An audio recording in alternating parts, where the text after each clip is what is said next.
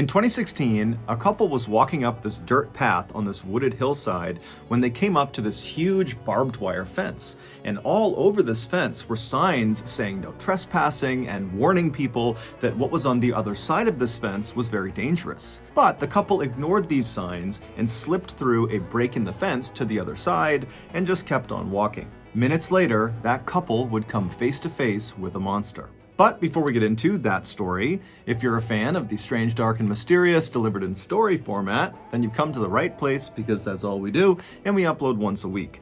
So, if that's of interest to you, please offer to do the like button's dishes, but be sure to leave all of the cups and bowls right side up inside of their dishwasher. Also, please subscribe to our channel and turn on all notifications so you don't miss any of our weekly uploads. Okay, let's get into today's story.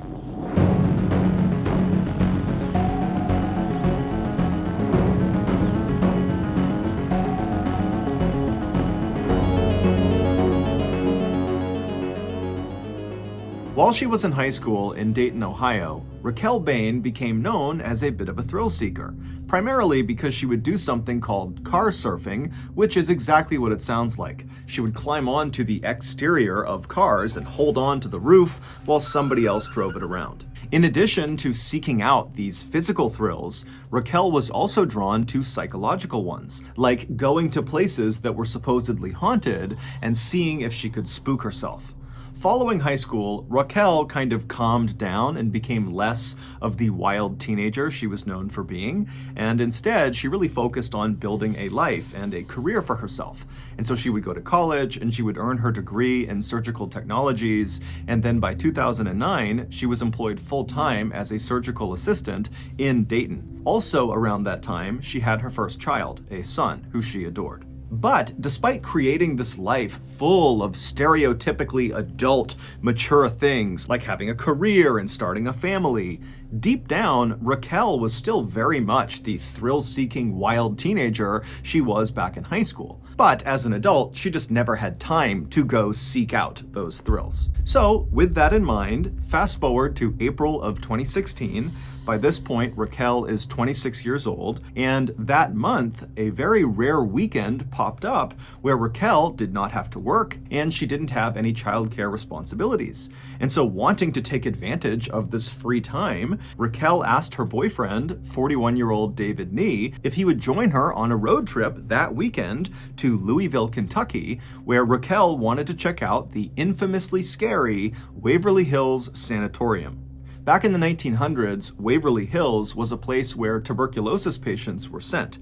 Tuberculosis, or TB for short, is an infection of the lungs and it can be deadly. Today, there's a cure for it, but back in the early 1900s, there wasn't.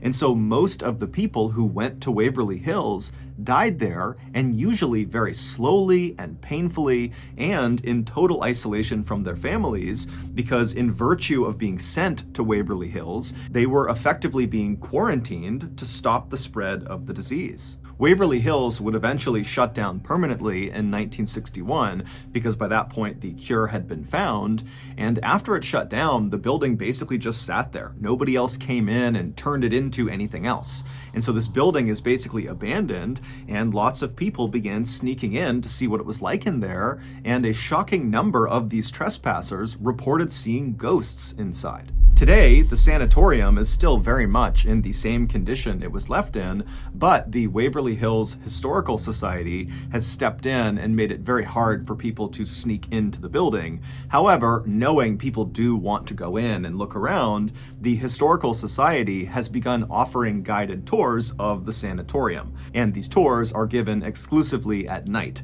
to increase the spooky effect. And so David, who had only been dating Raquel for a month when she asked him to come with her to the sanatorium, he was not really that keen on doing this. It did not really appeal to him to go walking around this totally terrifying place, but he could tell it was important to Raquel. She was really excited about it, and so he agreed to go. A few days later, on the late afternoon of April 23rd, the new couple left Raquel's place, they climbed into the car, and they began driving south. 3 hours later, they arrived in Louisville and they stopped to get dinner. And then after they were done eating, they looked at the time and realized it was only about 6:45 p.m.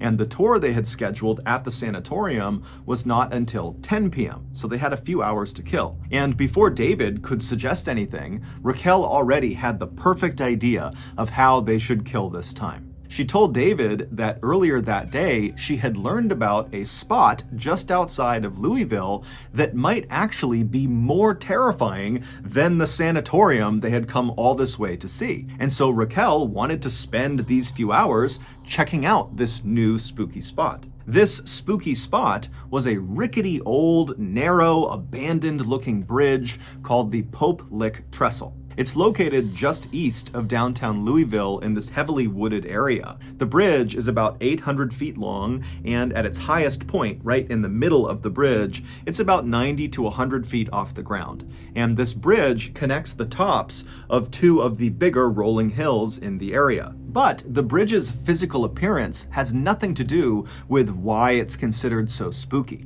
The reason the Pope Lick Trestle has become a central part of Kentucky folklore is because locals say there is a monster called the Pope Lick Monster that lives underneath the bridge. It's half goat, half man, and when anyone is near this bridge at night, this monster is supposed to come out from underneath this bridge, and then what happens next is very ambiguous. It kind of depends on who you're talking to, but generally speaking, once the Pope Lick Monster has emerged and it sees you, you're dead. Now, how you die ranges from the monster leaping out and attacking you with an axe to the monster using some sort of mind control to lure you up onto the bridge where you leap off. David, after hearing this suggestion, was again not really that keen to go do this really terrifying sounding thing, but seeing the excitement in his girlfriend's face, he agreed to go. And so the two left the restaurant, they climbed back in the car, and they drove for about 15 or 20 minutes to the Pope Lick Trestle Bridge.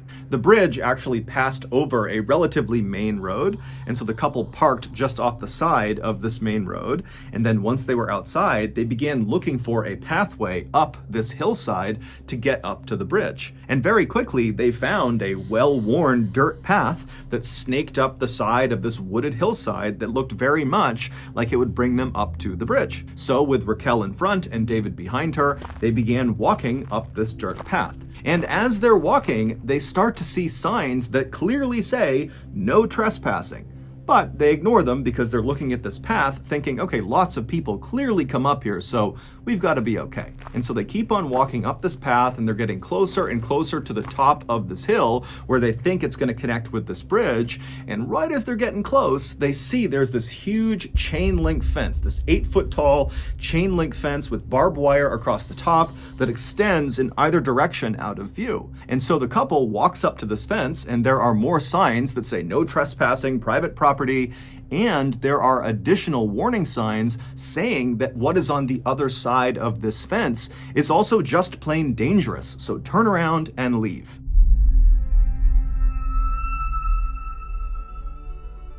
Every fall, when the leaves start to turn colors and the weather starts to get cool, people flock in droves to their nearest coffee shop to order a pumpkin spice latte. And every year when I see this phenomenon occur, I think to myself, how hasn't anyone started a seasonal eel teeth and milk sandwich restaurant? It's such an obvious compliment to the pumpkin spice latte. Well, this year I decided enough was enough. I was going to fill this massive hole in the marketplace and become the eel teeth and milk sandwich king. However, I pretty much immediately ran into a very big issue. The 5 mini poodles that I hired to help me grow and run this restaurant franchise instantly began to struggle with some basic tasks that I had outlined in the job description, like being able to hold things with your thumbs and speaking a human language. And so just a couple of days ago, as I'm sitting in my office trying for the 100th time to teach these mini poodles how to speak English and how to use their thumbs, my pet frog, Seagull Lung, came flying in and slapped me right in the coccyx and said, "Papa, tu avoir." Papa, tu dois avoir ZipRecruiter. Papa, tu devoir ZipRecruiter, which of course in French means, Dad, we need to use ZipRecruiter. And boy was old Lungy right. ZipRecruiter, which is the #1 rated hiring site according to G2 satisfaction ratings as of January 1st, 2022, uses its powerful technology to find and match the right candidates with your job. And then you can easily go through all of these recommended candidates and invite only your top choices to apply for your job, meaning you won't have to hire as many unqualified mini poodles. And right now, you can try ZipRecruiter for free at my exclusive web address, ziprecruiter.com/MrBallen. Again, that's ziprecruiter.com/MrBallen, or you can click the link in the description below. ZipRecruiter, the smartest way to hire.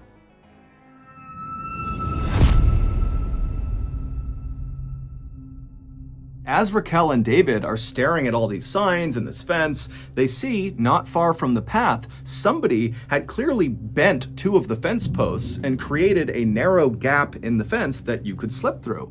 And so from David and Raquel's perspective, that looked like the way other trespassers must have found their way up to the bridge, and so it must be safe. And so once again, the couple disregarded all the warnings. They made their way over to this gap in the fence, they both slipped through, and they kept on walking up the hill. Just a couple of minutes later, they reached this clearing, which was at the top of this hill, and once they were in this clearing, they were able to turn, and they could actually see the bridge. It was only a couple hundred feet away from them, and it was totally intimidating. By this point, it's totally dark out, and from their perspective, all they see is this very narrow bridge that they know is 100 feet off the ground at certain points, and they can see there's no guardrails on either side of this bridge. It would have almost looked like a tightrope kind of extending off into the darkness. But even if the couple was really intimidated by the sight of this bridge and with all these warning signs before it, they were able to put their fear aside and just keep on going. And so with David now in the lead and Raquel behind him, they walked the couple of hundred feet over to the start of this narrow bridge. And when they got there, without actually stepping onto the bridge, David came to a stop. He turned around to face Raquel and he gestured for her to come stand next to him so they could take a selfie with the bridge in the background. Because David at this point is thinking, we're not going to go on this bridge. We're just going to look at this bridge, take some pictures, and then we'll go. But Raquel, who he's looking at, gesturing to come stand with him, just walks right past him onto the bridge and takes several steps out onto this narrow, rickety old thing, and then she stops, turns around, and gestures for David to come with her and walk across the entire bridge. And David, again, is having his second thoughts, but he sees Raquel wants to do this, and so he agrees to go. After they had walked about 100, maybe 200 feet across this bridge, the two of them just started laughing because it was totally exhilarating what they were doing. Not so much the quest for the Popelic monster, but rather the very real risk they were taking walking this tightrope bridge in the middle of the night. The couple would continue to very cautiously but quickly make their way across this bridge, and when they reached about the halfway point, when they were at the highest point from the ground, the bridge itself begins to shake. And then from behind them, they hear this loud grinding sound. And so the couple, they whip their heads around and they see there are these 2 bright glowing lights that are looking right at them all the way on the start of the bridge. And they realize it's a train. When Raquel and David walked up that dirt path and snuck through the fence and reached the top of the hill and could actually see the Popelic Trestle Bridge, they would have also seen the train tracks in the hillside that clearly extended onto the Popelic Trestle and went across the bridge. This was a train bridge. They would have seen that. But it's assumed that the couple, who didn't live in the area and so didn't know much about the Popelic Trestle, it's assumed they thought, well, this is a train bridge, but it's got to be abandoned. It certainly looks abandoned, and it does. It looks totally old. It does not look active, even though it is. Or the couple thought, well, this is just an old train bridge. It might be active, but surely no train is going to come through anytime soon. We can get across the bridge before a train arrives. But, of course, they were wrong. When the couple turned around and saw these two headlights bearing down on them, they quickly realized they would not be able to outrun this train. The train's clearly trying to stop. It has seen them. It's hitting its brakes. It's sounding its horn, but it's just clearly moving too quickly. So they cannot run to the other side to safety. And because this bridge was meant for a single train to pass through, there was no other track they could just jump onto to avoid being hit. And there were no walkways on either side of this railway. And so literally all they had was the track that this train was going to cross over, and they were on it.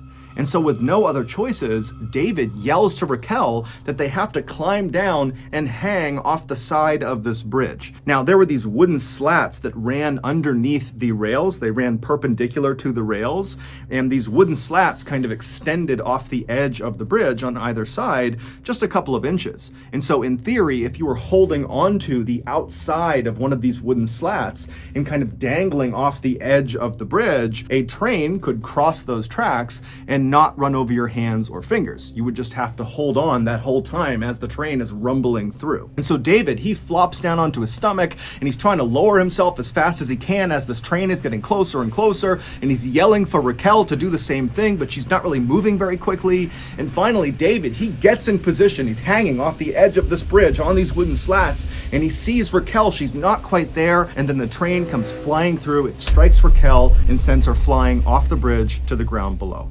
David would somehow manage to hold on the whole time as this train went past him. And then once the train had passed him, he pulled himself back up onto the tracks. He ran the rest of the way across the bridge. He went down that hillside. And when he found Raquel, it was immediately apparent that she was deceased. In the end, the railroad was not issued any citations or sued for negligence. It was determined they did their due diligence by setting up that 8-foot-tall barbed wire fence with all those signs telling people to stay back and warning people about the hazards of going past this fence. And so it was actually David who got in trouble for this tragedy. He was cited and charged with a felony of unlawfully disrupting and or delaying a train, causing financial damages. He would plead to a lesser charge of trespassing and would be fined $2,300. Shockingly, this tragedy is just one of many that have occurred on the Poplick Trestle Bridge. Since the bridge's construction in the 1800s, there have been dozens of people who have died on this bridge. And several of these deaths, many of them fairly recent, the last 20 or so years, have occurred under the same conditions as Raquel's. People went looking for the Poplick monster and then were struck by a train. So that's going to do it. If you got something out of today's episode and you haven't done this already, please offer to do the like button's dishes, but be sure to leave the cups and bowls right side up in their dishwasher. Also, please subscribe to our channel and turn on all notifications so you don't miss any of our weekly uploads. We now have a podcast called the MrBallen Podcast that puts out brand new exclusive stories on Monday mornings, and on Thursday mornings, we put out remastered audio of our best YouTube videos. That podcast is available on all platforms right now, but in just a couple of days, on November 1st, 2022, it will only be available on Amazon Music. We now have a registered 501c3 charitable organization called the MrBallen Foundation that makes it as easy as possible for you to join me, my family, and my team in supporting those whose lives have been most impacted by violent and heinous crimes. Monthly donors to the MrBallen Foundation Honor Them Society will receive free gifts and exclusive invites to special live events. But the real reward is helping to create a new ending to the story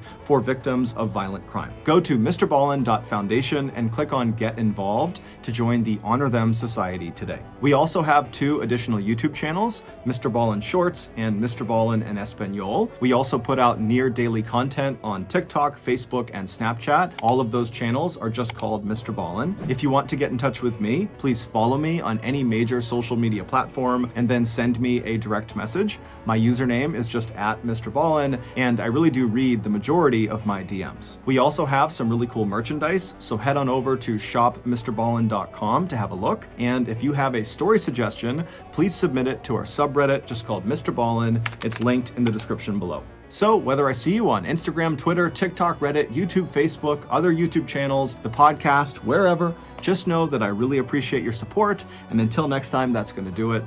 See ya.